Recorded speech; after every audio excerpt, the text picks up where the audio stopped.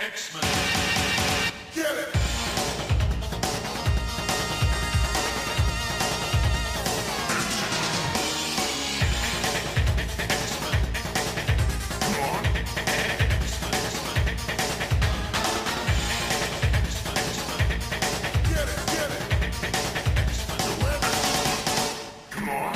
Hey everyone, and welcome to another exciting episode of Battle of the Atom. This is your weekly X-Men podcast where we rank every story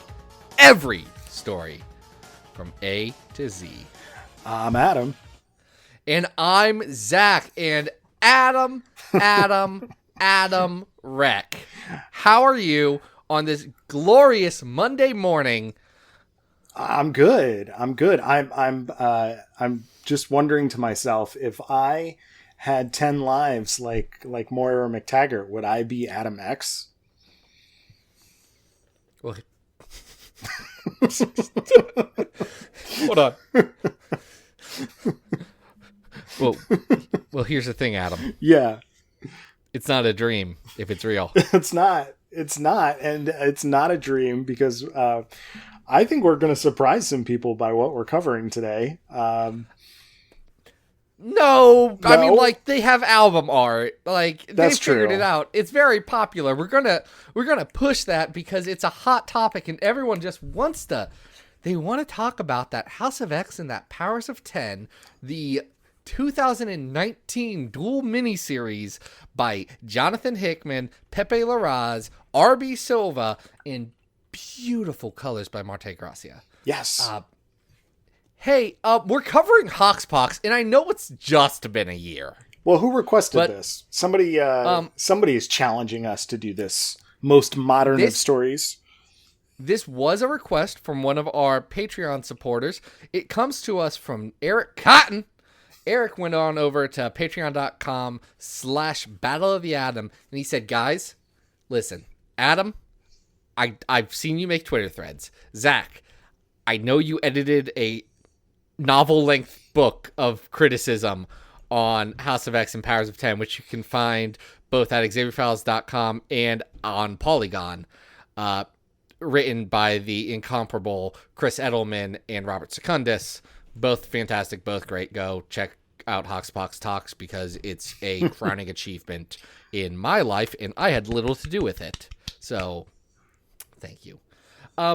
But no, he wanted us to talk about Hoxpox, and since one of his Patreon rewards that he gets for supporting the show that he loves and cherishes so deeply is line stepping privileges, he got to jump right near the front of the line and said, "Hey guys, you're gonna talk about that Hoxpox," and let's get something out of the way, Adam.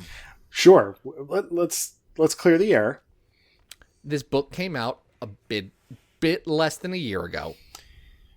Yep. I've read it no less than 4 times since. Okay. It was each issue twice the week it came out, plus that's not counting the times that I just was like flipping through it to edit and do notes on every page. But just that. And then once when it hit Marvel Unlimited, and once last week. So I've revisited this a few times, and we are living in the dawn of X still. So there may be some recency bias in here, though we will try and avoid it. There is also bias that my name is in it. And Jonathan Hickman did try and make a joke at my expense for my very good theory about how the X-Men were going to move to Mars. But then misspelled his own made-up language and wrote the word Golm, which means nothing, and he fixed it for the trade, which is the crowning achievement of my life. Please help me. I need more achievements. We're as unbiased as we can be here. I guess. I mean, I'm going to be as unbiased as I can about how much I really like this story. I'm staring at the gorgeous Tom Muller graphic designed hardcover here. And rereading this was an absolute, just fantastic reread.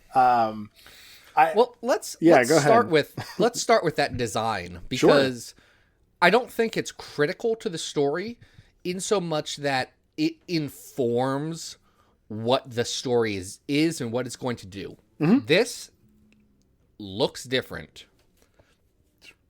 Like the design or not, and I have my own personal squabbles with it. This looks different. This feels different. You open up any of these issues, and there is a tangible difference in what you feel. There is an energy coming off of it. It looks like something unique. This stands out as you are reading it as something different. And a lot of that comes from the design language that's being used, how consistently it's used throughout all 12 issues, and then later in the Dawn of X books. The X-Men line feels different because of this, and it feels more alive than it has. I'm going to say as a line. Maybe hold off on that part.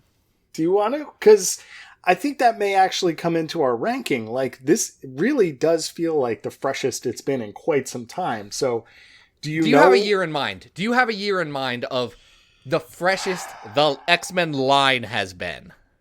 I don't know. Because I know exactly what year. It's been a while. It's 1991, Adam. Wow. It's not felt as a line. It's not felt this big and this energetic since Jim Lee and Whilce Portacio took over books. I can get behind when you that. had Larry Stroman, Mark Silvestri, Rob Liefeld, like everybody is the Rob, yeah. Yeah. I mean, Mutant Genesis was like an all-out promo onslaught as well. But I agree. Like, just from a visual standpoint, one of the things that struck me as I was just, flipping through even before I did my reread was you've got R.B. Silva, like, launching into the stratosphere, becoming this art. We just talked about Disassembled recently, and his art there and his art here is like you could tell it's still like from the same person, but we've upped the ante, like the echelons that he hits here. He is matching page for page the other artist here, who I consider the greatest artist in comics, superhero comics, at least right now, and even all of comics, maybe, Pepe Larraz. And then, so just starting with the two of them, I'm flipping through this and I'm looking at how many of these pages are like full bleed. We're going cinematic. We're going huge here. We're not limiting things to panels and white backgrounds of pages or anything like that. And to complement all that, you were talking about the design sensibilities of this, the unifying nature of Marte Gracia's color work on these books. It has to be noted that he is doing immense lifting. So we're starting with this incredible art from both of these artists, but then on top of that have Gracia unify all of it with this very bold, huge light sources, very, very, like, I don't even know. Like, it's hard to put into words just how strong that color work is. Let's focus on the art for a second, specifically the colors. Marte Gracia, at the end of the release cycle of this, had some illness and was in the hospital and was unable to complete Powers of X number 6 all the way through. Yep. He has a credit. He has pages in there. He just wasn't able to do it all. I remember specifically as that was coming out, a group of us were sitting there debating what colorist can jump in there and do that? Who has the same sensibility? Who's going to blend with this? Who's going to fit? And David Curiel, who does issue 6, a good chunk of it, does a great job with it and is probably the best fit he could have. And it's, he's not doing, I'm David Curiel and I'm doing colors. He's doing, I am David Curiel and I'm helping out my friend Marte on this book. But the fact that there was a group of comic fans discussing a colorist in detail, that doesn't happen. Yeah. Yeah. The last time I can think of that happening is maybe Jordi Belaire's stuff on Moon Knight. And that was more just because it was such a different and bold choice than, anything like this, where this is next level color work. That mood that Gracia sets on all of these pages, even using, similar locations and similar lines and all this stuff, working off of that. The moods he sets with his colors is phenomenal. Yeah. It's so good. It's And outstanding. You bring up RB Silva, and I feel bad for RB Silva because he's doing the work of his career. Bar none. I liked Silva. I thought he was like, okay, well, he likes Stuart Eminem a lot, and he's just not there yet, but he's going to get there. He's fine. He's like, if he's on a book, I'm not saying no. I'm just not like freaking out excited about him. RB Silva does something here. Mm-hmm. RB Silva steps up his game in a major way, starting just from the design sense. Oh, yeah. Looking at the things he creates in the different futures. We'll get to the story. Just hold your horses. You all read this. Hold on. You're listening to this podcast and you didn't read Hoxpox. Pause the dang thing. It's like $3 on Comixology, last I checked. It's on Hoopla for free. Go read House of X and Powers of 10. It's you. If you are listening to an X-Men podcast and you haven't read it, what's wrong with you? It's the now. It's essential. It's But to your point about... It's essential. Yeah, to your point about Arby, it feels like, in Fast and the Furious when Vin Diesel like hits the nitrous button and crosses the finish line. Like he not only is artistically just like on another level, but, and this is no insult to Adriano de Benedetto, who we got a chance to interview, or I got a chance to talk to him at New York Comic Con last year, but he only does the first 2 issues. RB Silva then takes over his own inks and just like, it's like, I don't even know what to compare it to. Like, it's like an athlete, it's like a pitcher throwing a no-hitter. Like, it's crazy. He is killing it. It feels like there is an energy behind everything he's doing. Like, he knows. I honestly think what it is Silva understood, one, what this book was going to be, and 2, what incredibly talented artist Pepe Larraz was doing, and said, well, I'm not going to let him show me up. I also have to be very good now. 100%. And to give credit to something that you talked about a couple weeks ago when we talked about Disassembled, and specifically in reference to his work, there was a heck of a lot of lead time on these books. Yes. They took their time to do these right. Not just from art, but scripts and everything. So it shows. There's a lot going. It shows. But, even then, Silva's done, I think, 2 issues for Marvel since Hoxpox. One of X-Men and one of Empire Fantastic Four, the 0 issue to that. He did that. Both of those, fantastic art. He's going to be doing stuff for Excalibur in Ten of Swords. So I'm very excited to see him keep up that momentum. Yeah, I think both of them have established themselves now. Like, there's always this caliber of art that's like the event artist, the Koi Pells of the world, who like, you only pull them out when you can give them enough time to do something that's incredible. And they gave everybody enough time on this. Speaking of enough time, we should probably get into Hickman talk. I mean, legitimately, I could go like 20 minutes talking about Pepe Larraz because he's also fantastic. But I'll get back to Pepe. Well, okay. If we're gonna keep talking about Pepe, we got to talk about. Let's hold back the hick. Okay. Let's put Hickman in our back pocket. We'll get to him because, frankly, he gets enough attention. That may be true. And as much as this book is his book, the artists deserve so much credit for it. And the fact that we're this excited about the art in a book, I think says something just from the, maybe you guys don't care about the Hickman story, whatever, you're wrong, but whatever. You can think it's too complicated or doesn't make sense or I don't like charts, and that's fine, and you can have bad opinions. But look at the pretty art in this. That's worth the price of admission. Yes. The visual storytelling in this is fantastic. Yeah, I think there was, and I do not want to call anybody out, but I saw somewhere online someone try and compare Ten of Swords upcoming crossover to like a past crossover. And I'm sorry. Like, you guys know I love Jim Lee. I think Jim Lee's amazing. I think he's still amazing. Pepe Larraz is better than Jim Lee. Like, look at this book and tell me that this does not look better than... I'm sorry. It's Pepe Larraz. I agree. You're just not allowed to say that. Look, Adam, you can't legally say that. Look at House of X #2. Look at it and tell me it is not the best illustrated X-Men comic that I think has ever been made. I mean, there's very little that you can challenge it with in the pantheon of what has come out in X-Men comics.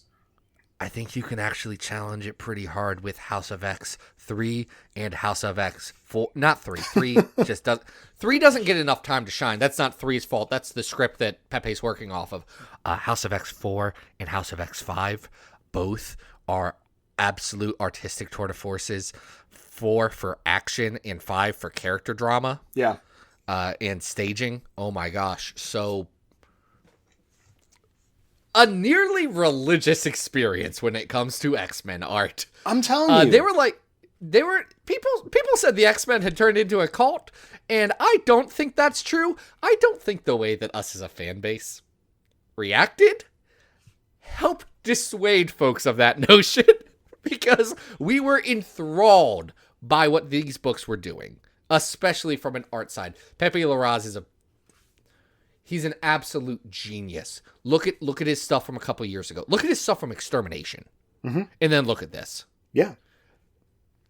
He was good. He was very good. Mm-hmm. Go back and look at his Uncanny Avengers run. He kills it. He's amazing there. This, next level. Stratospheric. Hey, we've never spent 20 minutes talking about art before. That's because... Should we talk about what Jonathan Hickman wrote? I mean, it's kind of whatever, right? It's fine. Well, can I say this? Because I did go on record Yes. when we only had House of X 1 in our hands. And our good friend Charlie invited us on to the Young Ones when that was still going on. I don't think Young Ones is still going on anymore. And it's on indefinite hiatus, but Okay. Go check out Charlie's other podcast, Match Club. Yes, Match Club, if you like wrestling. Even if you don't, it's cool. And I remember being suspicious. You know, I think even when we started to talk to Jordan right after this started coming out, I was on this show saying, like, I'm not quite sure. Are we playing X-Men Greatest Hits here? Rereading this, I was astounded to see how many things are threaded right from that first issue. It is a wealth of information, not only about what happens within the miniseries, but if you go through all 12 issues and you can see the the blueprint for where we've gone within the next year of Dawn of X. And there's still stuff in this book that I'm looking at it going, we haven't covered that yet. You know, like Ten of Swords is directly referenced in this book. Like, So this is something that Hickman, as a writer, both gets too much credit for and not enough credit for, which more specifically means he gets the wrong kind of credit for. People give credit for him saying that he has this giant meticulous plan and every detail is planned out and he knows exactly what he's doing. And that is patently untrue. He will admit that. Editorial will admit that. All of his collaborators will admit that. He knows where it's going. mm-hmm. He's got his end game in mind. He's got some plot beats he wants to hit. He's got a lot of blank space in there too to say, we do stuff fun here. And maybe some of that blank stuff informs some of the stuff at the end. But that's the reason why, as a line, the X-Men books are able to do such interesting things right now, because House of X #1 seeds a fertile ground for new stories. Every bit of this book is a story engine. Krakoa allows you, just Krakoa as not just another mutant island, even though things like Genosha and things like Utopia were great ideas that never got fulfilled to their fullest. Never reached their full potential. But Krakoa as a place where the mutants, for a time, have won. Massive, massive story engine. The Five, incredible story engine that takes a joke. Yeah, the X-Men died, but it's not a big deal. Right. And turns it into a feature of the book. Well, to say, yeah, they die, but they cannot be killed. It's phenomenal. If you think about it, a lot. Yeah, go ahead. The last big story engine he puts in here, and this is more played through the Powers of X side, but still very important in Powers of 10, excuse me. Have we been saying Powers of X this whole time? No, we have fools? not. We've been saying Powers of 10. We said Powers of 10? Yes. I hope so. Yes. I'm gonna feel like a real dummy if I'm editing this and I'm just shaking my head like, Zach, you said X, the X means 10 on this one and not on this one. But the last story engine he builds is mutants against the new man, against technology, against bio enhancements, against nature versus technology, and putting X-Men and mutants on the side of nature and evolution taps into so much stuff that was just thrown in there by Stan Lee because he was bored of coming up with origin stories, and more power to him for that. All of these things were bugs. They were little things that you had to work around with X-Men, and Hickman found a way to thread everything and make it into, hey, this stuff that was annoying about X-Men, that there's a lot of them, yeah, hey, guess what? It's a feature now. You got annoyed that the villains always teamed up with the X-Men? Guess what? It's a feature now. Forget villains. We just kind of all hang out on an island. It's so smart. Yes. It's annoying because I was a Hickman cynic. Oh, really? I talked about it on this podcast. There's an episode in 2018, I think, of Off Panel that I'm on where me and David Harper talk about it, and I say, I don't know about this one, and I was wrong. It's good to be wrong. Because this is good. It's good to be wrong. And what you're describing is... So happy about it. Is what I think is the essential thing that works about this, is that Hickman somehow flips the general expectations of what we expect from X books, and yet still, some would argue that's where it doesn't work for them. Because I've heard people say that this is not like, this doesn't work for them. I don't know why. But for me... I appreciate that it doesn't work for people. Sure. I have yet to hear or read a strong piece of criticism that is against this book, just on, hey, this is why it doesn't work. I've yet to get that. If someone has that, I guess, point me in the direction. Sure. I'd love to see it. Yeah. I'd love to see it. But I read a lot of criticism stuff, so I look for that, and I've not found something compelling and well written on that. No. But I'll step back. What I think works about it is that it flips everything on its head. You were talking about failed utopian societies. Okay, Hickman's like, well, it works now. There's been mutant quote unquote cures before. Well, how about we have a human cure? The X-Men were extinct before and they kept going extinct and it was getting really annoying. Oh, well, actually, if mutants are allowed to thrive, they will be the superior species. So we're going to come up with our own little plan to have our own little nation here.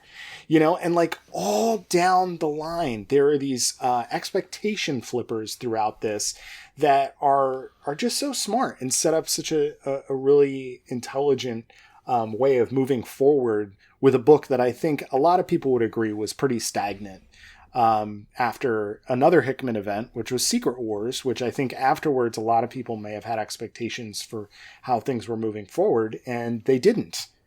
And I think you've mentioned the Five. I just want to say that when I read about the 5, you remember this, I freaked out. Like, I flipped my flippin' lid when I found out that who the 5 were. And again, like you said, it's almost like an inside joke, right? It's the 5 lights, right? It's Hope finally gets to be the Messiah that she's promised to be back in like AVX or back in Messiah Complex. Like, you get all of these things that, other writers have kind of played with, and he's just like, no, this is what's happening now. And it is a huge paradigm shift. Yeah. Do we mention Moira McTaggart is a mutant and has 10 lives and we're living in her world now? Yeah, guys, again, we're just going to assume you've read it. Rereading this, I was blown away by how smart this was, how many little things work. Just the structure of this series. It is 3 game-changing issues. 3 issues that multiple times in each issue change everything you know about X-Men. Mm-hmm. 3 of them in a row. So then you get the next few issues, which are all the big action climax of it. The second act here is a combination of setup for these dual massive climax battles between Apocalypse's horseman. Yeah, the future 1,000 years from now, right? The horseman. And then the fight of the X-Men against Orcus, both of which are like Pox 3 and Hox 4 are both separate masterclasses of writing impactful fights. Mm-hmm. Especially Powers 3, because these are characters like Rasputin 4 and North and Wolverine. Zorn. And, well, Wolverine, yes. But like Zorn, who's great. Right. Characters who you shouldn't really care about because they're weird future versions of Crimea mutants. Yeah. Which are cloned mutants. Cloned mutants who are clones of other mutants. Yeah. The Chimera. With all their DNA mixed up. Yeah. And they fight Nimrod. They fight Nimrod, who's good for the first time in his career. This is a friggin' good book. Oh, man. Zach, you're like losing your mind. Good, but you're right. I am losing it a little bit. I forgot how dense this is. But you're right. Like you're getting a combo of like Age of Apocalypse style, we've got to do this or else we're all going to die kind of, end game scenario. And then you're also getting, these nods to like Days of Future Past and time travel stuff. Like all of it, despite being new, is playing in the X-Men sandbox and doing it in a very cool new way and establishing what the ultimate end game is for our characters, or what it could be, and how to fight against that. I think is really interesting to have all of that boiling in the background. It's simultaneously doing something phenomenally new while not playing greatest hits, but mixing in the stuff that's X-Men and the stuff that you like about X-Men, and it's doing it. Yes. It's saying, we're still going to do X-Men stuff because this is still X-Men, but we're going to do it in new and fun ways so that it doesn't feel like we're telling another bad X-Men Days of Future Past riff.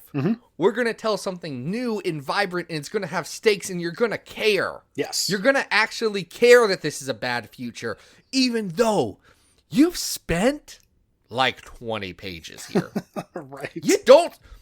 You spend no time with Nimrod or with Cardinal or Rasputin. But you spend no time with them. But you get it. You get it. You care. Right. You care. Of course. It's so stupid. John, buddy. How'd you do that one, John? It's great. And I think it's... I think the retcon of Moira being a mutant and the whole dancing through the raindrops.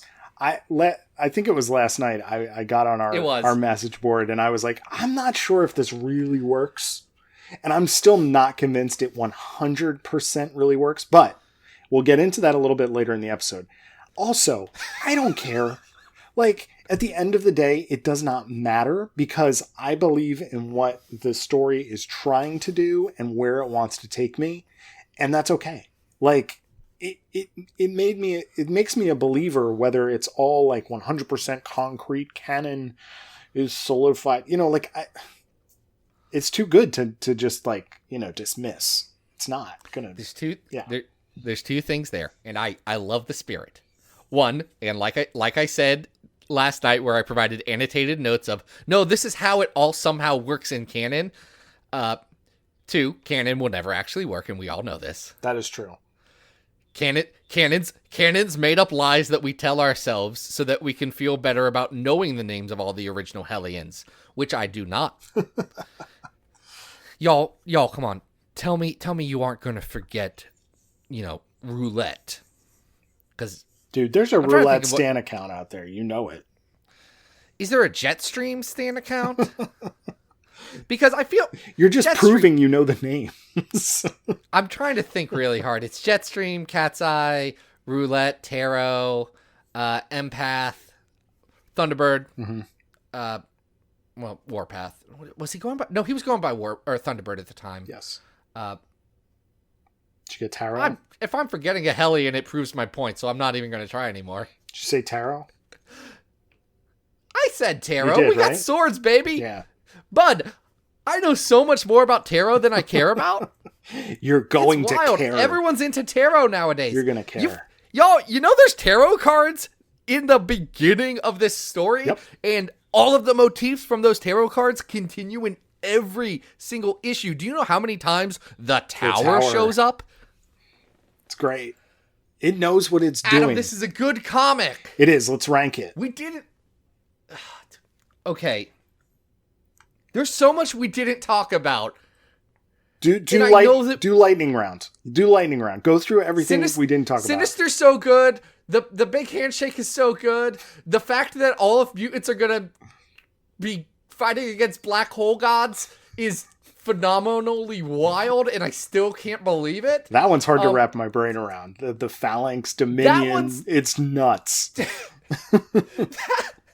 That one's a little much. All this sounds like nonsense if you haven't read it. The character moments are so strong in this. The resurrection scene. The scene with the Five. The scene with Storm proclaiming her friends as mutants.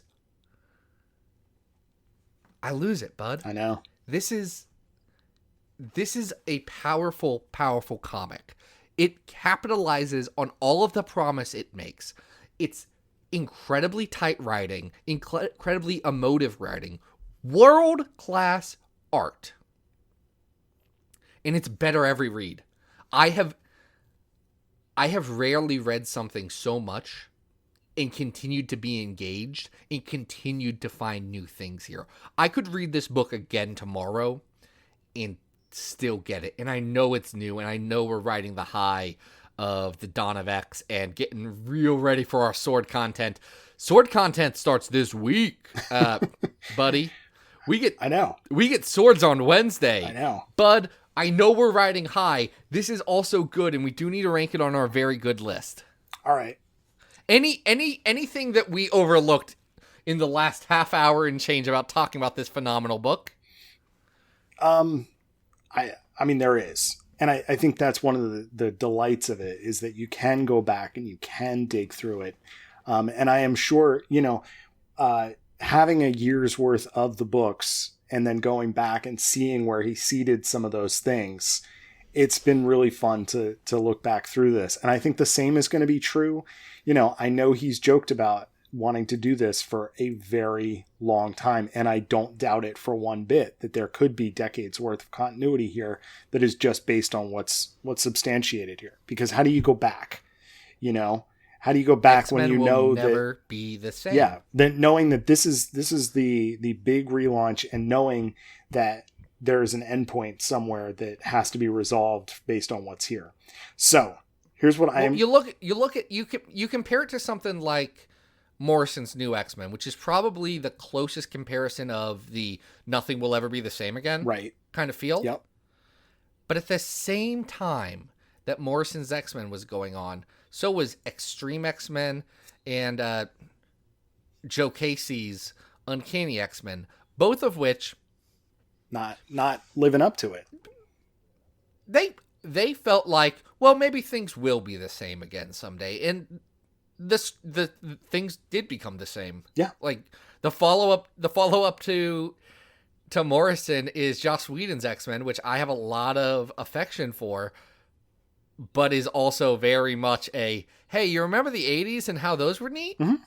It's a very well, we've talked about this. That is a very well crafted first 6 issues, but it's not revolutionary. It's the ultimate nostalgia trip, So all right, let's put a pin in that specific thing. Yep. We have to talk about our list where we have 411 X-Men stories ranked from best to worst of all time. Number 1 is the Dark Phoenix Saga. Number 10 is Generation Next from Age of Apocalypse.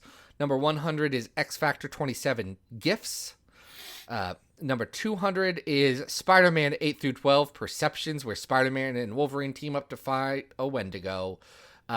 Number 300 is G Nation plus Rogue and Iceman going on a road trip. There's a lot of stories on that one. I'm not going to read them all. Number 400 is The Legend of the Dark Claw, and 411 is the Draco. Okay. So this is top 10, Zach. Yeah, I feel bad for Generation Next. You're out of there, guys. Okay. You're great. Love you guys. We talked about Astonishing X-Men Gifted, which we have at number 4. Mm-hmm. And I recently reread Astonishing X-Men Gifted. I like Astonishing X-Men Gifted. This is better. I mean, can we just cut to the chase? Number 1 on this list is number 1 on this list is the Dark Phoenix Saga. It is the quintessential X-Men story by its quintessential writer, and I think some would claim its quintessential artist, despite, John Byrne had a pretty nice run on X-Men. So he is, for many... John Byrne is definitely the artist who drew the most important X-Men stories. Right. I think that is fair to say.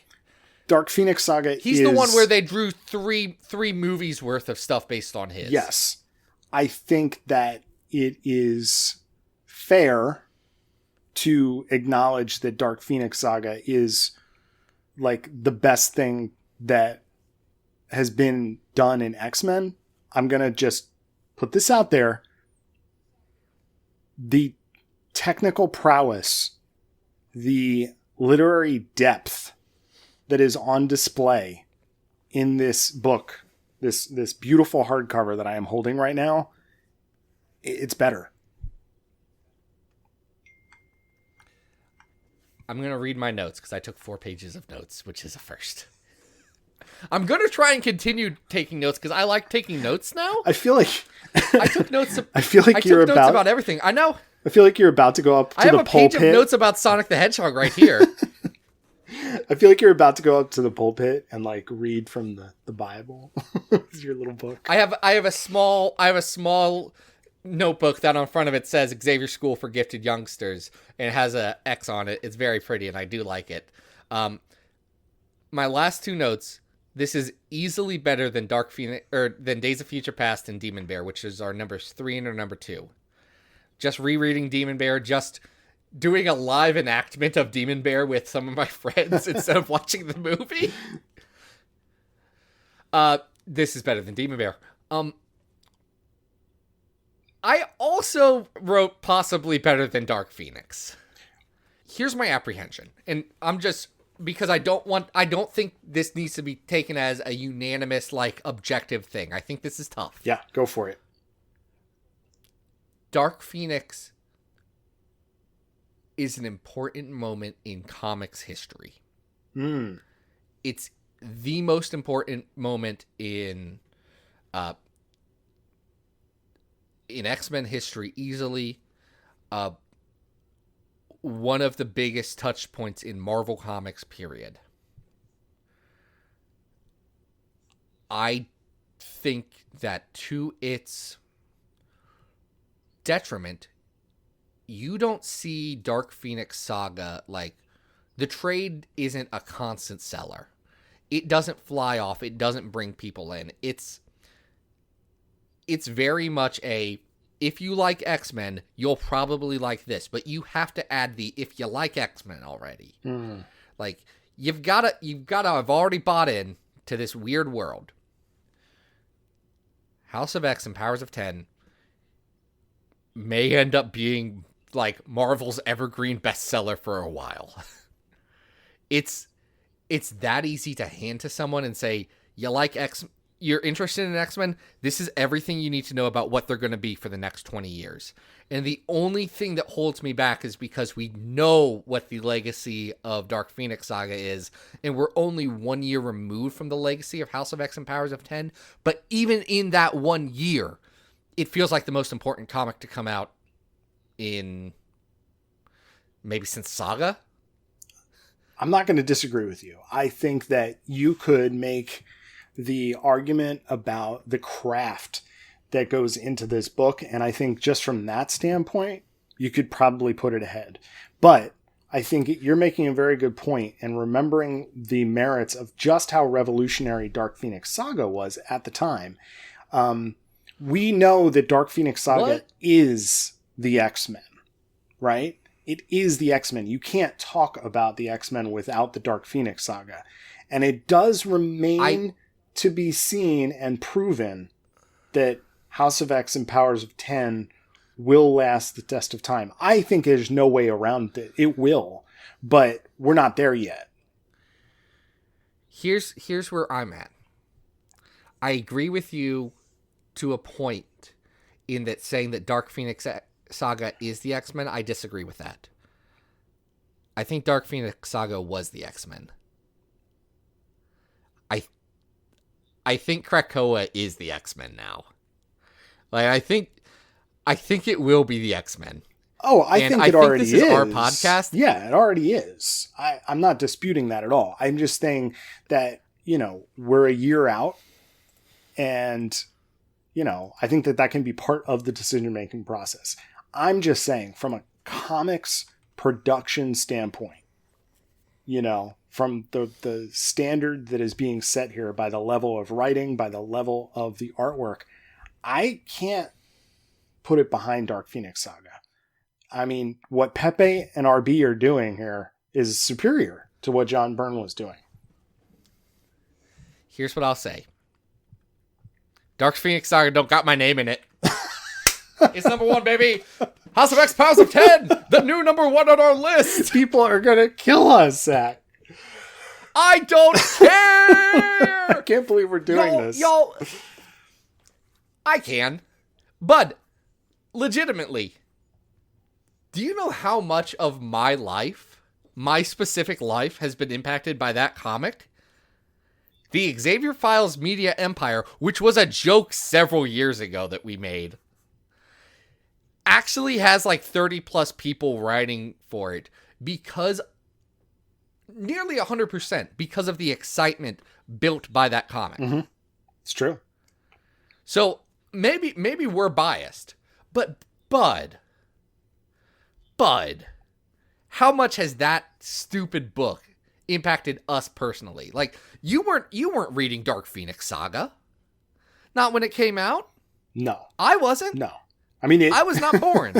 Because I'm a little baby boy. It came out when I was born. So, yeah. So no, I don't feel bad about this at all. If you disagree, go re-listen to the last 45 minutes of podcast. We knew it was going to go long.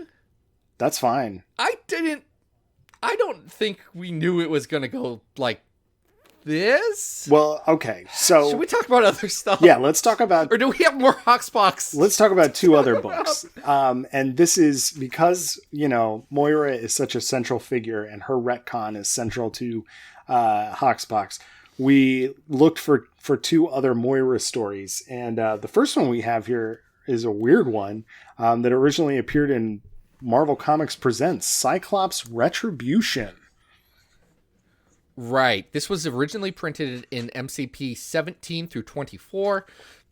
For those of you who don't know, Marvel Comics Presents was an anthology book. It came out bi-weekly. Mm-hmm. So it had a good cadence to it. You would get multiple stories in it. Starting out, it was always an X-Men story, which eventually got turned into always a Wolverine story. Eventually. They did the first Wolverine one, and then they did Colossus Bloodlines.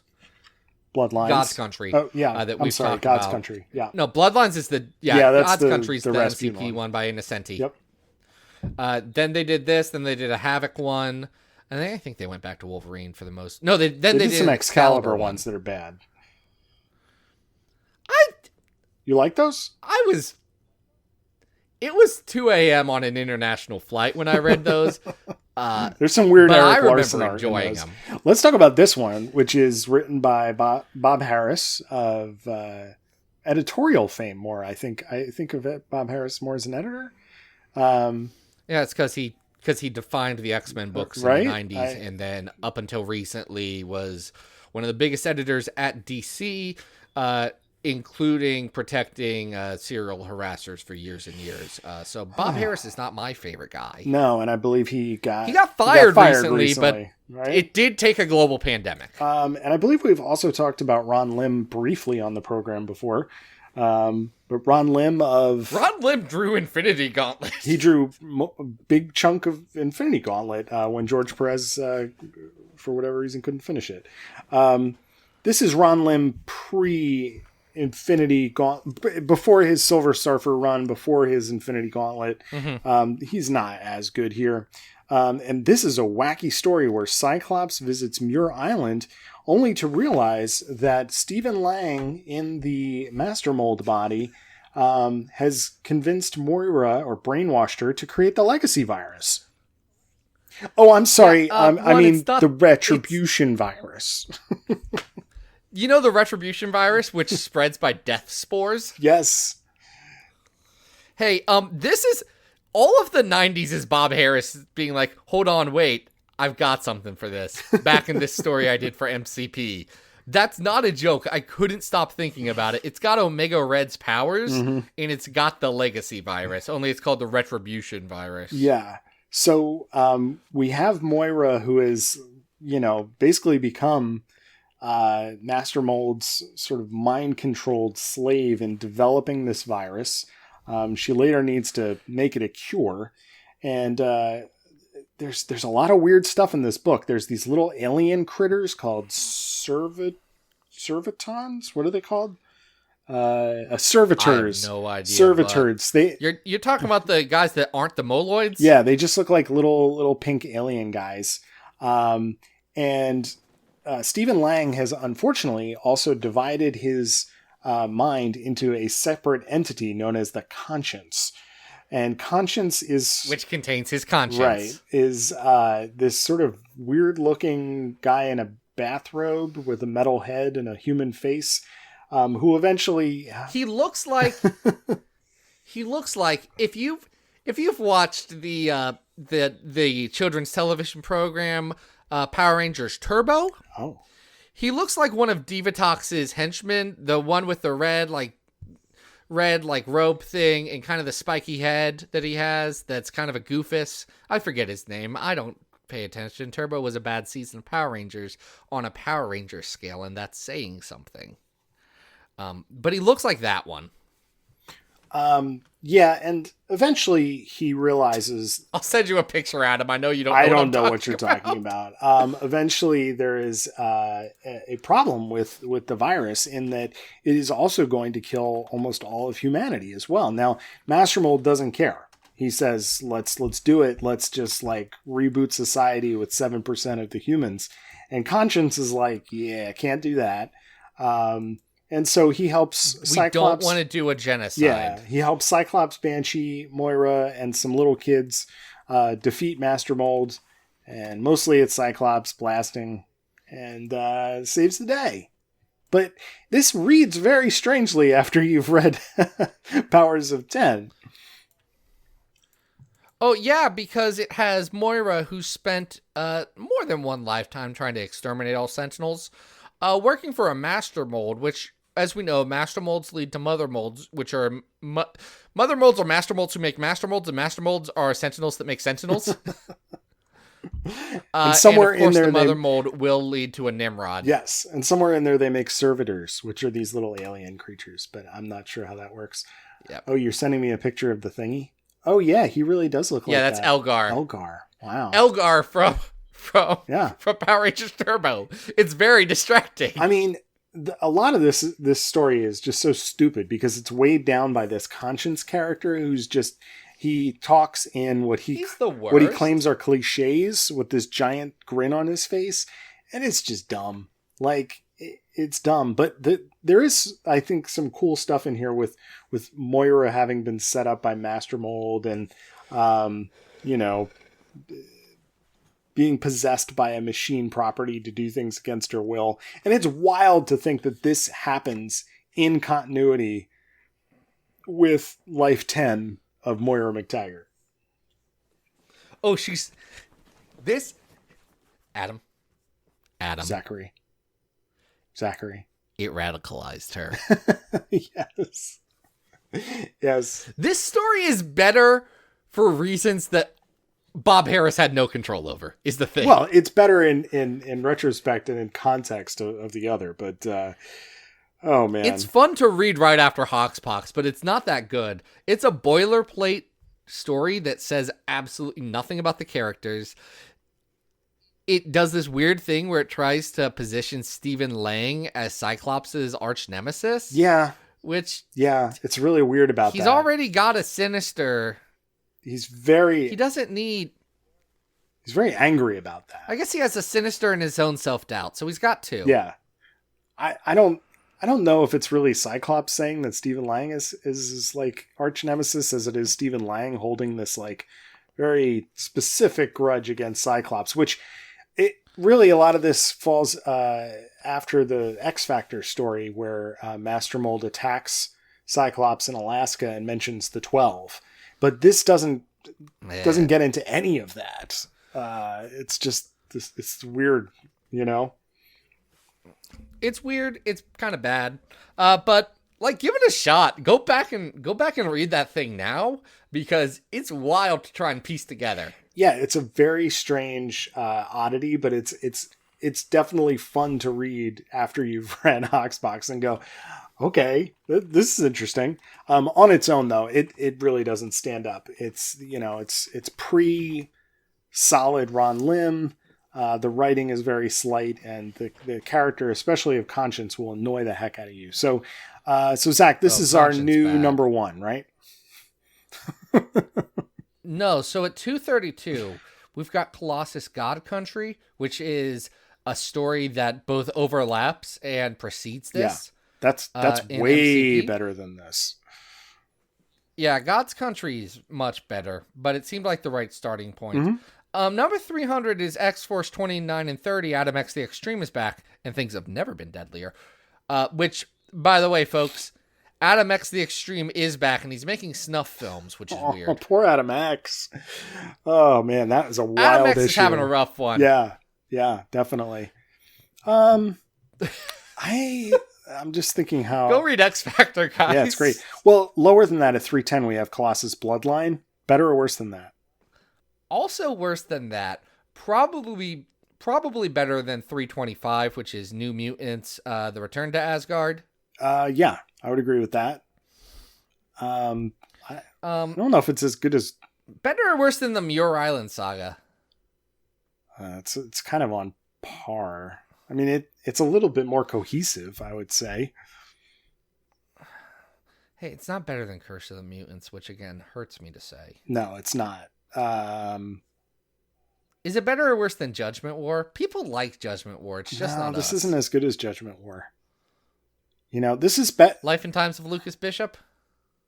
I could put it ahead of that. I think that makes sense.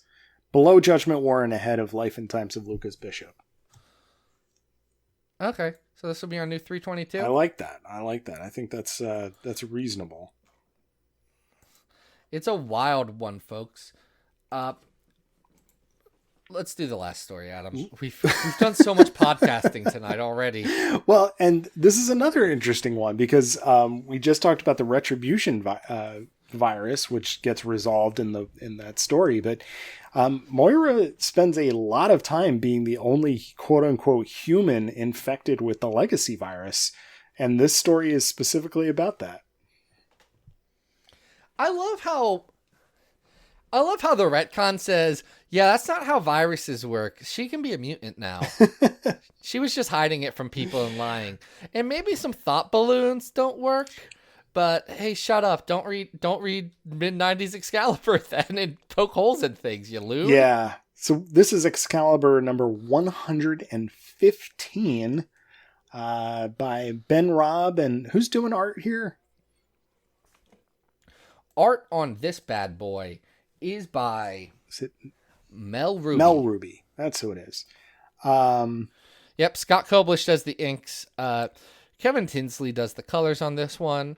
The cover is interesting because it says featuring Banshee of Generation X, and it's got Banshee, Wolfsbane, and Colossus on the cover. It says one of these three will sacrifice their life to save one of their own.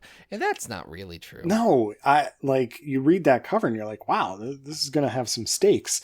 And of course, this does come before Colossus, quote unquote, solves the legacy virus magically by pulling an Uma Thurman in Pulp Fiction. But listen. He got there, all right? Just let him have it. We'll give him his moment. But this issue begins with Banshee pulling a transatlantic flight as fast as he possibly can fly, which, God, that must be exhausting. Like, how do you even do that? It seems impossible. My throat hurts from talking for the last hour because I already finished my bubbly. And he's there in lickety-split because Moira has decided that to solve and cure the legacy virus, she needs to go into quarantine. Hey guys, we're still in the bad times. And if you're listening in the future and times got worse, I'm sorry. Oh God, I hope not. Bud, I don't know. I know, you never know. As of now, these are the bad times. Yes. As of now, this is September of 2020, and it's the bad times. But we said that last year. And yet, okay, we are still under the grip of the Rona. Mm-hmm. So all of us know a lot about quarantining, and here's some things, Moira. Let's talk about what Moira's doing that's good. She's covering up all of her orifices so she doesn't expose the virus to people. Sure. Now, Moira's had the virus for several years now, and she's just kind of walked around the place making bad coffee. So maybe it's too late, Moira. Yeah, maybe you would know if this was an airborne pathogen by this point. 2, Moira wants to go into quarantine, which puts her in a hermetically sealed thing with like canned food and all these things, including vaccines, which again, Moira, girl, nothing is getting in or else it breaks the quarantine, which would be bad because then things could get out. So you probably don't need those vaccines. Number 3, y'all, I've been doing quarantine for a while. That's not how this works, Moira. Yeah. And what's worse about her virology? She says, hey, look at all these people. Look at all these people who have the legacy virus, yeah? And she's like, what do they have in common? And Banshee or someone says, nothing. They're just like a random group of mutants. And she says, exactly. It's random. Which means that it must have been designed by someone who loves to do chaos. Which means this must have happened by strife. Instead of the obvious answer of, y'all, maybe viruses can randomly infect people, and that doesn't mean that they're part of some grand scheme. You're oddly correct on this one, Moira, which tells me, again, retcon fixes it. She knew it was strife. I mean, it is odd to like go back to an issue like this and just wonder what Moira McTaggart knows, what she doesn't know. I think that's one of the most fascinating things that Hoxpox does, that Hickman writes, is like anytime she pops up anywhere, you're wondering what is going through her mind. And things like the legacy virus, you got to wonder, like, it doesn't seem to have popped up in her past lives. So this is a curveball that, you know, was thrown into the mix in this 10th life that she has to deal with, which has got to be very obnoxious so that she can get to her real plans. But yeah, I like to think that Moira X thinks of herself as a meticulous planner, but is really winging things most of the time. Like, she had a rough idea of what she was going to do in this last life, but it's like, but honestly, I think that by like year 4, that got blown up. So I'm just kind of going with it because I don't got anything else to do. I guess I'll hide myself in this Krakoan no space and fake my death with a Shi'ar Golem. Shi'ar Golem. But yes, in this issue, Moira does become a doomsday prepper. She's got all her canned food. She's ready to ride out the apocalypse. But the conflict that's hinted at on the cover is that Rain doesn't want to let her do this alone. Well, I mean, that's Rain's mama. Yeah. She's taken care of Rain for a while, and I can appreciate that. Mm-hmm. And Rain is having some weird feelings because Douglock, who's Doug and Warlock, but is actually Warlock with Doug's memories, and it's bad. Douglock, like, was affectionate to her, and she did not like that, and she was feeling weird feelings. So she jumps in the quarantine door with Rain, or with Moira, and they say, well, if you open the door, it'll ruin everything about saving this virus. And again, you just closed the door. Right, she's in a... No, you just closed the Moira's door. in a It's space not suit. fixed. Yeah. Yeah, but guys, this is not how... We know what quarantine means in the year of our Lord 2020. Yeah. I guess maybe in Don't we? December of 1997, this was not as clear, but it's loosey-goosey. Did you think we'd know so much about quarantine at the start of this year? Because I sure didn't. And the Rona was a thing in China in late 19, and we just thought, oh, we're fine. Oh boy. Yeah, all right. Well, Oh boy. I'll reserve my my extensive soapboxing about national and state planning of pandemics. Anyway, this issue... I won't get on a soapbox. I'll just say we hecked up. Yes. This is about on par with late Excalibur. It's just okay. The art is not really worth talking about. It's sort of, referencing. You want to know how long the quarantine lasts? How long? Issue 120. 5 issues. Love it. Love it. It's a very long one. So this is just kind of forgettable, you know? It's not as good as that time they went to a bar. No, not at all. That's much higher. I don't know what that's at. Let's find something bad. It's not as good as the London Hellfire Club. Nope. No, I'm looking down. How about 373, Phalanx Covenant Life Signs? Better or worse than that? Sure, shorter. Shorter, for sure. Also, features Douglock. What do you think? Life Signs might be better. Might be better. Okay. How about first 6 issues of X Factor? Volume 1.